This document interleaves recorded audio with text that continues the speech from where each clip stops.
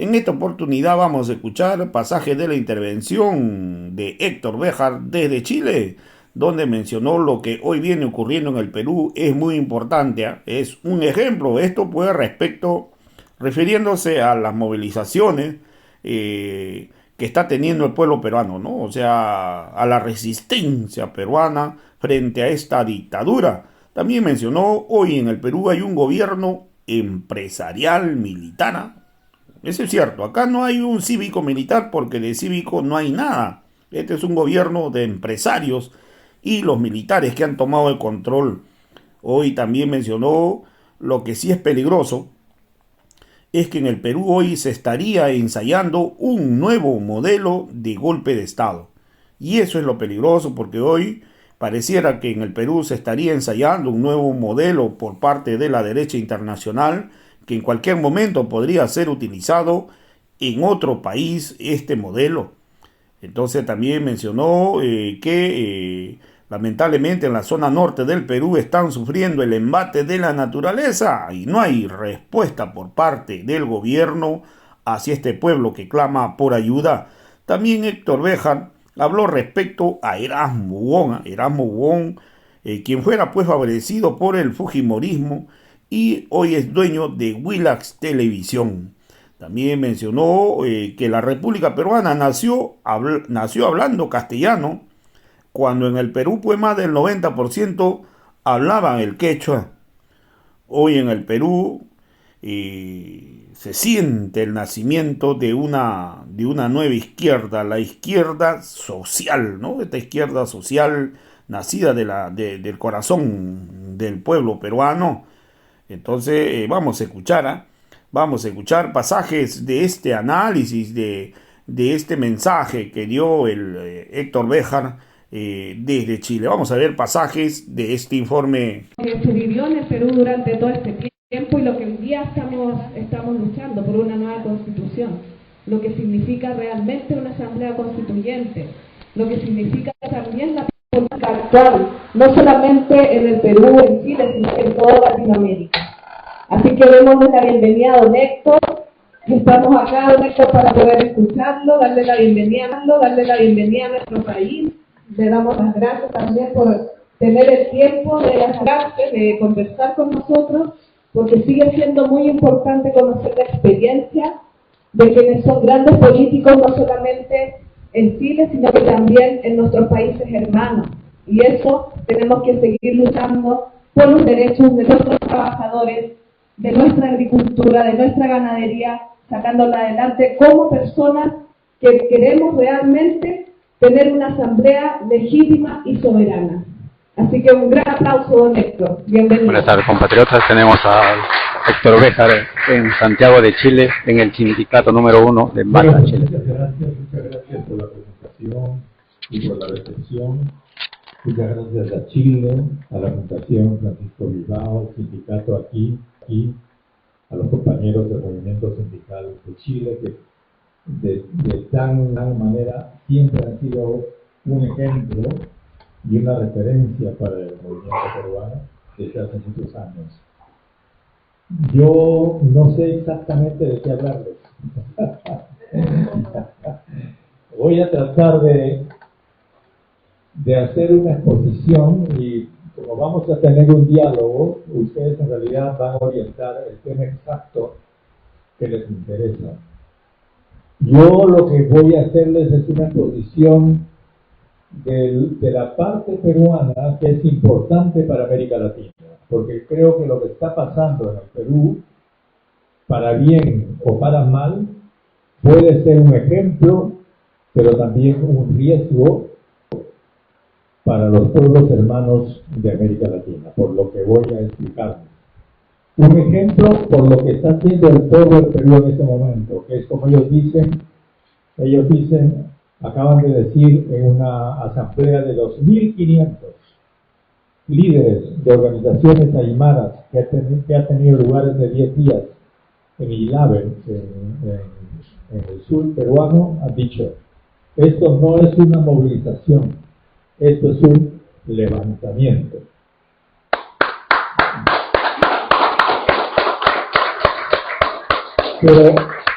Eso es, digamos, un ejemplo para quienes quieran seguirlo y puedan seguirlo en América Latina. Y el otro ejemplo peruano es el negativo.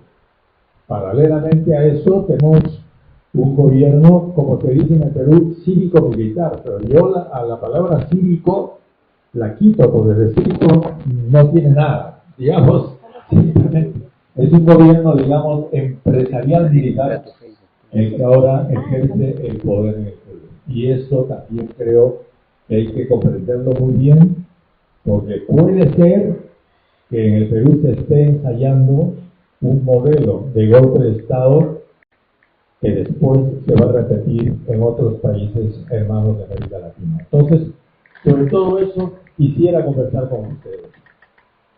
Veamos, empecemos. Como hay una alta proporción de compañeros y compañeras del Perú, me relevo de la obligación de describirles qué es el Perú, porque ellos lo saben mucho más que yo. Pero simplemente recordemos que en este momento en que las lluvias están inundando todo el norte del Perú,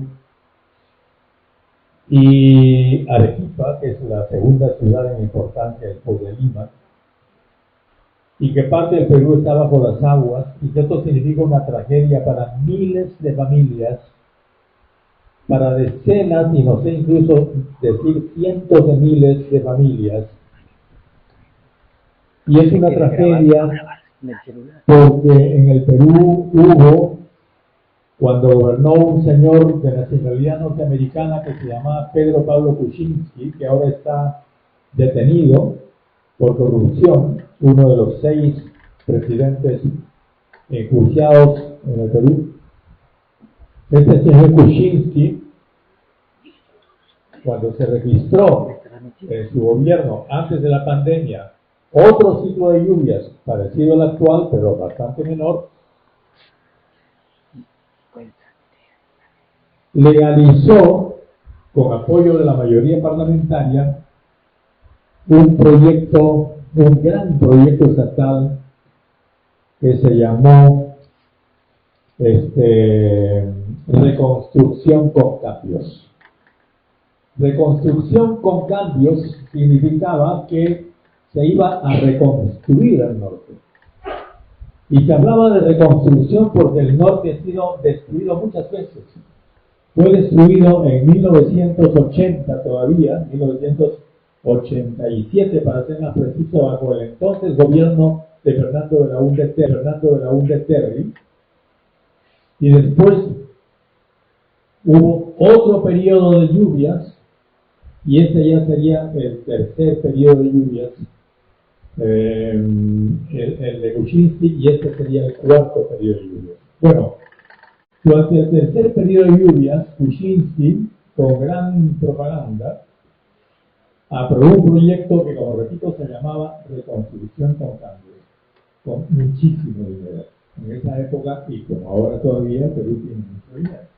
Ya después explicaremos de dónde viene ese dinero, rápidamente. Había muchísimo dinero, se nombra como resuelve un gran staff de ejecutivos de altísima calidad, según ellos. Eso debe haber sido, no recuerdo exactamente qué año gobierna Kuczynski, ¿recuerdan ustedes? Debe haber sido 2017 más o menos, 2016, 2017, estamos 2023. Pues no hubo ni reconstrucción ni hubo cambios. Se robaron la mayor parte del dinero. Y ahora, el norte peruano, parte del cual siempre votó o por el señor Acuña, que es un millonario conocido porque tiene plata como cancha, como dice él mismo, de universidades, gobernador de La Libertad, uno de los departamentos del norte de Perú. Su gente también gobierna prácticamente parte del norte, dueño propietario de un partido que se llama Alianza para el Progreso y que tiene el símbolo de la A de Acuña como símbolo partidario, un señor que no afilia, sino compra políticos y que los pone en el Congreso para que voten por sus intereses, pues ese señor ha tenido hasta hace muy poco el dominio de parte del norte del Perú, que ha votado por él. Y la otra parte está en Cajamarca, que no solamente es el departamento de donde procede el señor Castillo, sino también es el departamento donde es gobernador un señor que se llama Joaquín Ramírez, otro que tiene plata como cancha de origen desconocido. Debo decirles, porque no me resisto a las ganas de decirlo, aunque no debería decirlo en este momento de la conferencia, sino después, pero voy a romper el orden que me había planteado. En la madrugada de hoy día, 40 fiscales han ocupado, y aquí tengo datos que acabo de sacar de internet, han ocupado 295 bienes del señor Joaquín Ramírez, 91 vehículos, 7 avionetas y propiedades por un valor de $1.000 millones esta mañana en el Perú. Y uno se pregunta, ¿quién es el señor Joaquín Ramírez? El señor Joaquín Ramírez es el segundo hombre del partido de Keiko Fujimori. Es el que financió la campaña del fujimorismo, el que financia el fujimorismo, y el origen de esta gigantesca fortuna, como el origen de muchas fortunas en el Perú, la de Acuña y otras, es, por supuesto, desconocido. Pero parece que en el Perú la lucha no solamente abarca al mundo popular contra el sistema, sino también está en los sectores altos del sistema. Y esa lucha hoy día, para bien del país, parece darse también en el Poder Judicial. Y entonces hay jueces que mantienen la misión original del Poder Judicial, hay jueces que obedecen y son comprados por el poder del dinero, y en el Ministerio Público hay fiscales que mantienen la dignidad de la fiscalía, y hay fiscales que también han sido comprados por el narcotráfico y por distintos tipos de poder en el Perú. Y es bueno decir, y tengo que decirlo al comenzar mi exposición, pues yo mismo estoy sorprendido de que esto haya pasado. Me parece una noticia trascendental para el Perú. Es bueno decir que ojalá que tengamos, aunque no tenemos todavía que el Fujimori presa como debería estar, que tengamos a este señor Joaquín Ramírez en algún momento en prisión. Yo lo dudo todavía, pero por lo menos tenemos este hecho que a mí me parece fundamental. ¿Por qué? Porque revela cómo está armado el actual poder fáctico del Perú. Y aquí entonces entro a mi explicación de cómo es el Perú actual. Empiezo por arriba. Ese poder fáctico es, como dicen ellos, un avión con piloto automático. Vuela solito. ¿Cuál es el combustible de ese avión? El cobre de las minas y el oro de las minas. Parte de ese cobre va por la vía legal, una parte por la vía ilegal. La mayor parte del oro va por la vía ilegal. 96 millones de kilos de oro salen del Perú anualmente, según cifras oficiales. Pero por supuesto, ustedes, compañeros que están ahí al fondo, saben de la frontera peruana, sobre todo el sur, por ahí sale el oro, no sabemos para dónde, vía Bolivia, vía Brasil, que aparentemente es, como se dice en el Perú, informal, pero que es comprado por las grandes empresas formales del mundo. Y después va a transitar por la red de paraísos fiscales que tenemos en el mundo y que es manejada desde la City de Londres y que tiene como su otra gran estación Wall Street, de Estados Unidos. Bueno, ese es el avión que navega por arriba con piloto automático. Esa gente no se preocupa por el gobierno de Perú, no necesita gobernar el Perú. Ellos solamente lo que hacen es extraer y extraer y extraer. A eso hay que añadirle las AFP. Porque los empleados que están en planilla en el Perú, que por supuesto no son muchos, pero tampoco son muy pocos, tienen la obligación de entregar 10% de sus salarios mensuales a las AFP. Es un ahorro, entre comillas, porque no ahorran nada, forzoso. Y ese dinero significa un aprovisionamiento millonario que equivale, cuando uno ve las cifras oficiales, al presupuesto general de la República, que son más o menos unos 60.000 millones de dólares en este momento, si no me equivoco, que es una cantidad inmensa de plata que los empresarios, entre comillas, manejan sin darle cuenta a nadie. Porque su obligación, según las FP, es que cuando tú eres viejito, ya has trabajado 30 años, te van a dar una jubilación. Pero como en el Perú no hay empleo permanente, estable, tú estás empleado un periodo, te expulsan, te despiden, vuelves a emplearte, vuelves a pagarles a la AFP, y que llegues a esos 30 años, bien difícil.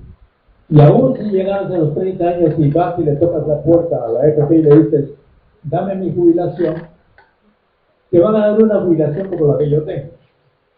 Yo recibo $300, que es una de las jubilaciones más altas mensuales de jubilación, que equivalen al cambio peruano a unos 1.000 soles más o menos, que es el salario mínimo del Perú. Y por supuesto todos sabemos que como es el salario mínimo, llegas a la mitad del mes y ya no tienes que comer la otra mitad. ¿Sí? Esa es la jubilación en el Perú. Pero mientras tanto, ese dinero sigue siendo extraído y estas AFP, que son 4, propiedad de los 4 bancos monopólicos que hay en el Perú, uno de los cuales también financia a la señora Fujimori, que es el Banco de Crédito, cuyo propietario es el señor Romero, conocido porque cuánta plata le dio a Keiko Fujimori en una bolsa Cortan la transmisión, compatriotas. verdes, llenos. Tenemos al compañero No me Héctor acuerdo la Béjar cifra, ustedes en Santiago de Chile, en bolsas, ¿no? con una exposición magistral sobre los temas Un banquero coyunturales que lo usa su banco sobre el Perú. para entregar dinero. Si no lo entrega, como cualquier informal, entre comillas, ¿no?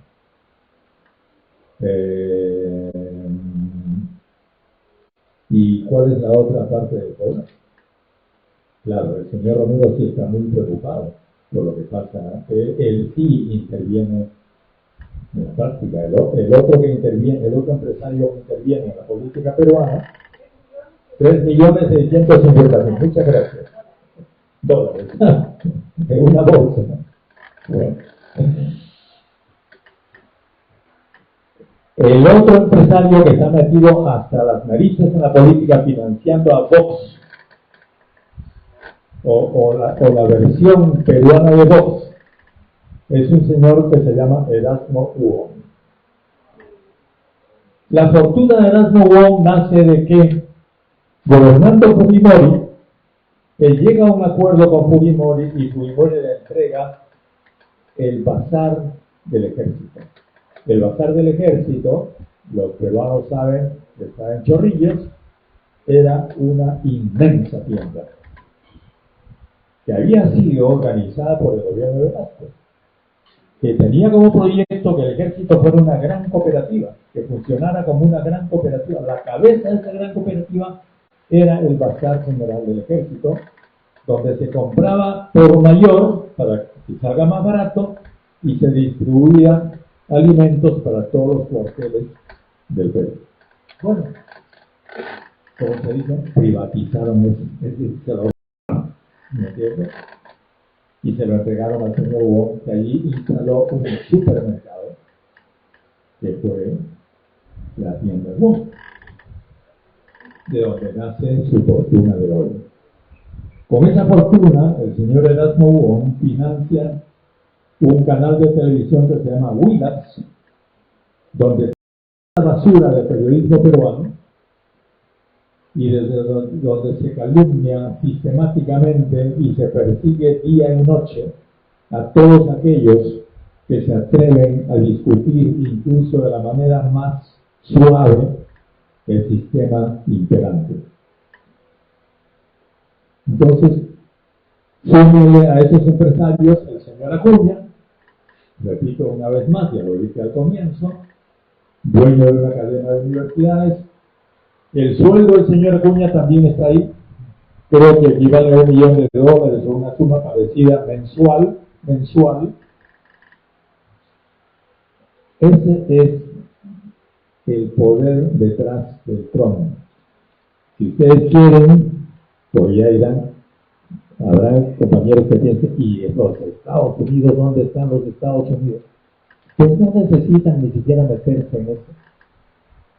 Porque el avioncito ese, que tiene piloto automático, ese piloto automático tiene una brújula, que es la misma orientación de la potencia del norte. Que ya no necesita invertir, porque no tiene plata, pero Estados Unidos no tiene plata para invertir en el Perú,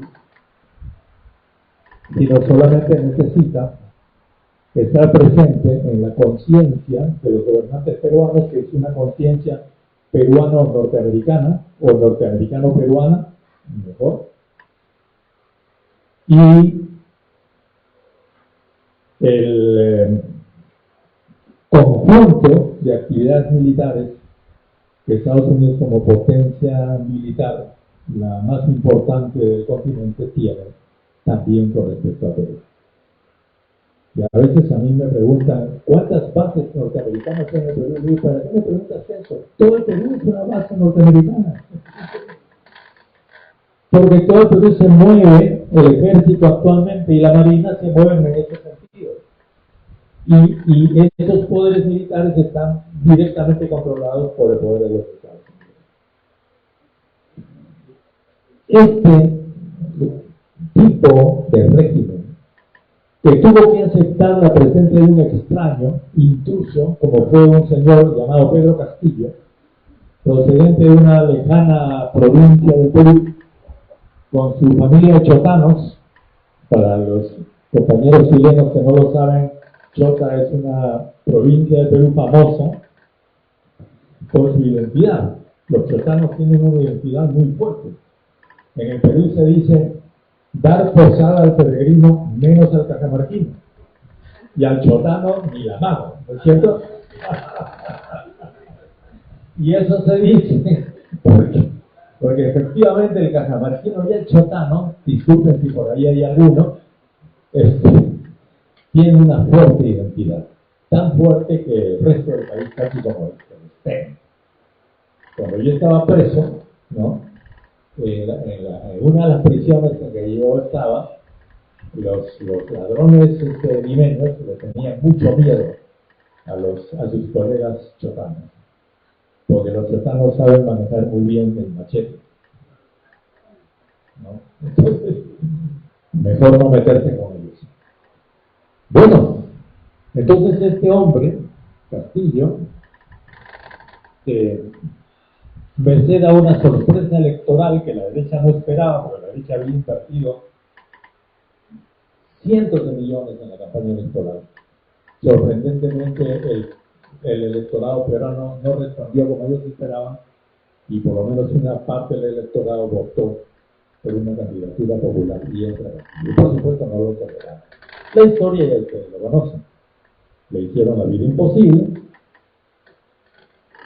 y lograron finalmente capturar y secuestrar al señor Castillo en las condiciones en que está y ponerlo en las condiciones en que está ahora, condenado sin juicio, porque en la práctica ha sido condenado antes de ser enjuiciado. Todavía ni siquiera han culminado las investigaciones del juicio y ya está condenado.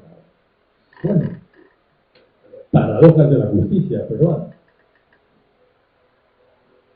El hecho es que mientras todo esto ha venido sucediendo, sorprendentemente, a la sorpresa primera de este resultado electoral han seguido otras sorpresas. La segunda sorpresa fue que el Perú se levantó.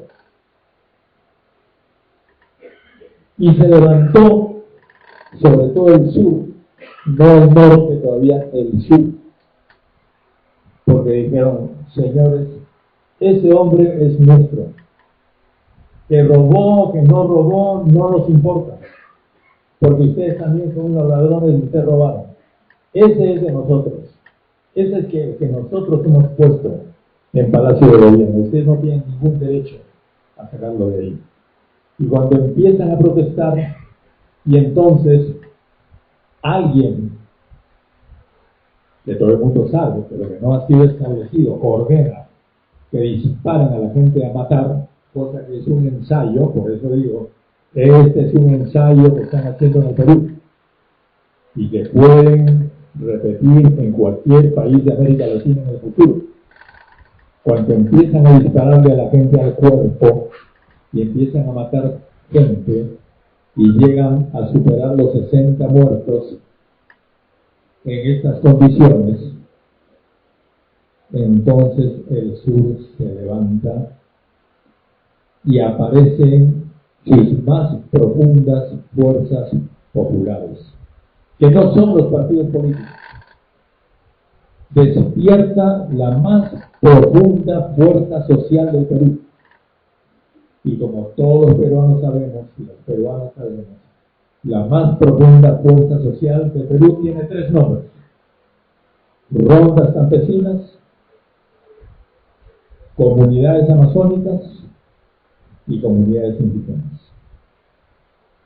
Despreciados, ignorados, marginados, sin tener presencia en el mundo político, y que sin embargo han estado allí aparentemente durmiendo, que súbitamente despertaron en el sur, porque si hay algo que la gente en el sur no acepta es que le maten a sus compañeros. Las madres que han visto morir a sus hijos, los padres que han visto morir a sus hijos, los hijos que han visto morir a sus padres de la manera en que han muerto, no están dispuestos a perdonar, y ya dijeron que no van a perdonar. Y eso significó que estas comunidades despertaron y empezaron a financiar, como ellos dicen, y les repito esta vez, no una movilización, un levantamiento.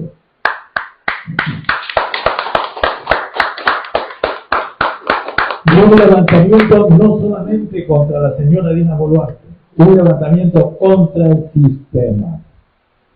Porque cuando ellos exigen una asamblea constituyente, no están exigiendo, como puede uno creer, que se reúnan un conjunto de expertos constitucionalistas, ¿no es cierto? Y que entonces redacten una constitución que sea un ejemplo legal para el Perú. No.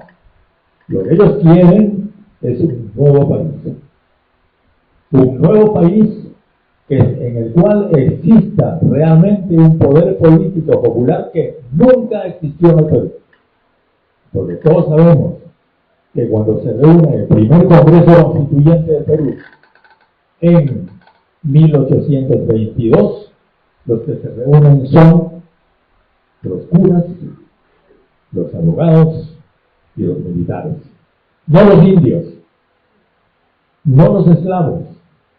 Y los indios habían luchado con San Martín y con Bolívar.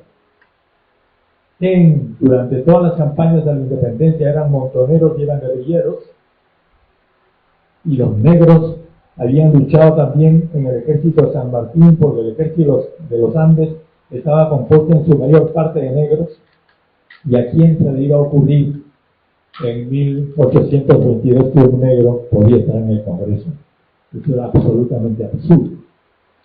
¿Y a quién se le iba a ocurrir que un curaca o que un cacique, que además hubo los caciques y los curacas que lucharon por la independencia y que pidieron formalmente estar en las primeras juntas revolucionarias de 1800, el periodo 1810-1821 en el Perú?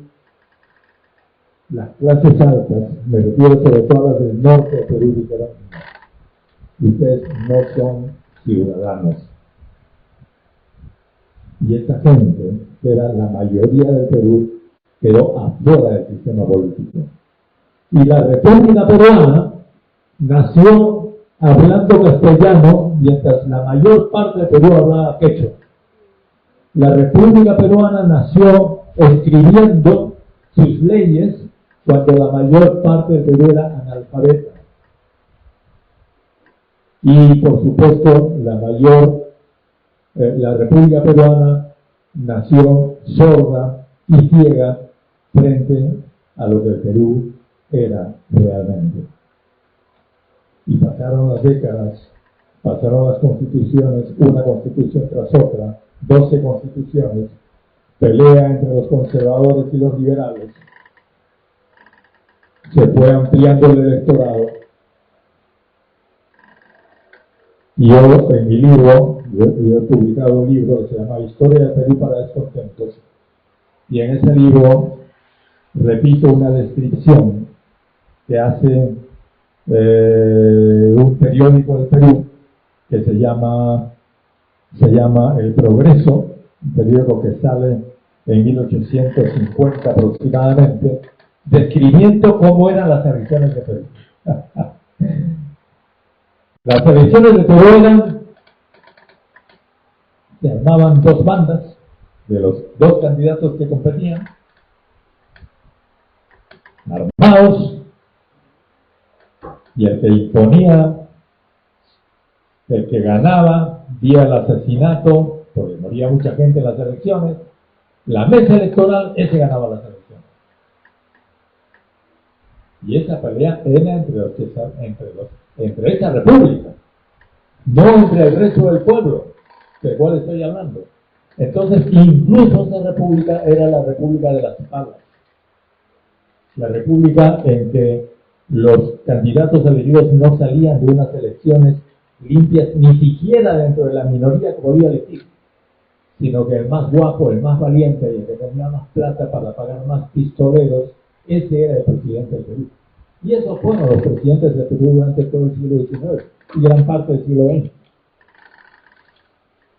Por eso es que cuando a Castillo lo acusan como de un golpe de Estado, como un delito cometido, yo pregunto, díganme en qué artículo del Código Penal peruano dice que el golpe de Estado es un delito. No lo van a encontrar, ni en el Código Penal, ni en el Código de Procedimientos Penales, porque los golpistas fueron los que hicieron el código. Entonces, ellos no podían hacer de su conducta un delito. Ergo, consecuencia, al señor Castillo no pueden acusarlo de ser un golpista. Así lo hubiera querido hacer como un delito. Eso no existe. Entonces, ese tipo de reacción popular, organizada, en el cual se reúne la comunidad, hacen colectas y dicen, nosotros elegimos tales compañeros y compañeras van a ir a Limpo. La participación de la mujer hoy día es importantísima. Van a Lima, van a tomar Lima. Y como sabemos, esas comunidades que no tienen hoy día el dinero suficiente para decir, yo pago un bus. O incluso artistas populares, por ejemplo, de la región de, yo tengo mi ómnibus. Yo lo pongo a disposición para que vayan los compañeros a Lima. Y así han sido las dos tomas de Lima que han habido. Lo cual refleja un poder comunitario superior al sistema político, que no tiene que ver con las consignas de ningún partido político de derecha o de izquierda, sino que es una especie de, yo me atrevo a llamar izquierda social, que es la más potente que en el Perú existe hoy día. Y yo creo que eso es una enorme novedad, una gigantesca novedad, alentadora novedad, para todos los que queremos el cambio total en nuestras sociedades. Pero eso es el sur. Mientras el sur ha estado así, ¿qué pasa con Lima? Lima es la tercera parte de Perú, 12 millones de habitantes, el Perú tiene 32 o 33. ¿Qué pasa con el norte? El norte ha venido votando por los Fujimori, por los Acuña, por los Ramírez. Bueno, hasta las lluvias. Y ya el norte de Perú decidió que me parece que a partir de la próxima semana hay un paro general en todo el norte. Es decir, al levantamiento del sur de Perú suceda el levantamiento del norte de Perú, porque se hartaron del robo, se hartaron del descuido, se hartaron de la indiferencia de los gobernantes de Lima, que como de costumbre van al norte solamente a tomarse fotos, ¿no? La última ministra de la Pérez de Cuellar se ha hecho cargar, en vez de mojarse, digamos, como el resto de las mujeres que se están mojando hasta acá para poder pasar las calles, ella se hace cargar, como se hacían cargar los gamonales, ¿no? Antes de la reforma agraria, por un grupo de personas. Entonces, confirmen cómo está el audio, compatriotas. De los políticos que hoy día gobiernan el Perú y las políticas que gobiernan el Perú, que en cada acto, en cada palabra que pronuncian, revelan la absoluta, ¿qué puedo decir? También la absoluta estupidez de todo el sistema que ellos representan. Ante un pueblo que está madurando con una gran rapidez. Porque si bien es cierto que cuando vino el carnaval, vino la Semana Santa, vinieron también las lluvias en el sur, las manifestaciones populares o el levantamiento, como dicen ellos, tuvo que aminorar e incluso tuvo que cesar. Eso no significa, ellos creyeron que eso significaba que ya podían gobernar. Y entonces la señora Boluarte dijo, sí, ahora me quedo hasta el 2026. Llegaron a un gran acuerdo con el Congreso Fujimorista, con el Ejército, con los empresarios. Sí, Dina, bueno, tú, claro, tú has estado en la oposición, pero ven con nosotros, te apoyamos hasta el 26. Pero ahora con esto, de este otro levantamiento, vamos a ver qué es lo que pasa con la señora Dina, con el señor Otárola y con los militares que los rodean y que han sido los que han ejecutado órdenes, no se sabe de quién, para matar, para disparar al cuerpo a la gente, y lo van a seguir haciendo y lo siguen haciendo. Y las últimas informaciones revelan que han estado empezando a torturar en las comisarías de Lima. Eso está comprobado y hay denuncias sobre esto. Entonces, yo creo que no lo hacen por estúpidos. Esto es algo que trae cola. ¿Sí? como tengo, como algunos de ustedes, seguramente una mentalidad conspirativa, yo digo, esto no sucede porque sí. Aquí están probando algo.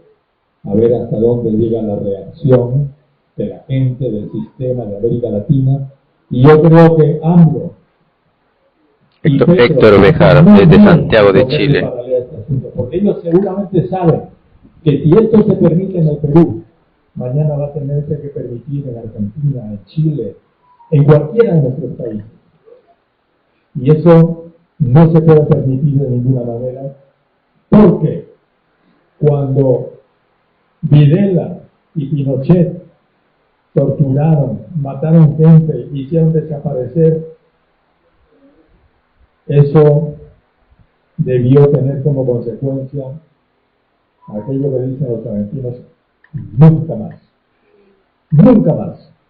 Pero hay gente que quiere que el nunca más no exista y quieren que exista un segundo episodio en el cual vuelvan a exterminar al sector del pueblo, de la intelectualidad, de la cultura, del arte, que a ellos no les conviene. Entonces, compañeras y compañeros, nos encontramos frente a esta nueva situación. Y entonces ahora vuelvo al comienzo de lo que dije. ¿Qué significa en este momento, o qué puede significar, no me atrevo a decir qué significa, qué puede significar, lo pongo siempre en condicional, esta investigación sobre Joaquín Ramírez? Significa que el poder, hay una parte del poder político en el Perú, que no es el poder de Dina, que es un poder que no sabemos a quién puede estar respondiendo, empieza a tocar a una vena del Perú, que es la vena del narcotráfico. Por primera vez. Porque el señor Joaquín Ramírez tiene una investigación pendiente en los Estados Unidos por narcotráfico. Y también, yo repito siempre, que el Perú es, junto con Colombia, el primer exportador de cocaína de alta pureza. En el caso peruano, esa cocaína viaja directamente a Europa, entra especialmente por España y por Marruecos, y allí también viene la extraña amistad entre el sultán de Marruecos y el Perú, porque yo como